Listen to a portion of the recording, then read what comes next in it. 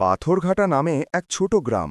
রাতে বাঁশবনের দিক থেকে ভেসে আসে অদ্ভুত আওয়াজ, টুং টুং টুং। সবাই বলে ওটা নাকি টুং টুং ভূত। কেউ রাতে ওদিক দিয়ে যায় না, কিন্তু গ্রামের তরুণ রাইস্টার এসব কুসংস্কারে বিশ্বাস করত না। এক রাতে সে সাহস করে হাতে লণ্ঠন কিয়ে বেরোল টুংটুংয়ের রহস্য খুঁজতে।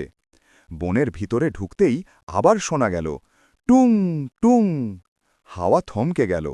হঠাৎ এক ম্লান আলোয় দেখা গেল ছায়ামূর্তি, হাতে ঘণ্টা, চোখে লালচে আভা। রাইস্টার জিজ্ঞেস করল, তুমি টুংটুং ভূত? ছায়াটা বলল শান্ত গলায়, ভয় পেও না, আমি এই গ্রামের প্রহরী। এই ঘণ্টার শব্দে আমি এক দুষ্ট আত্মাকে ঘুম পাড়িয়ে রাখি, যাতে সে গ্রাম ধ্বংস না করে। রাইস্টার বুঝল, যাকে সবাই ভূত ভাবে সে আসলে গ্রামের রক্ষক।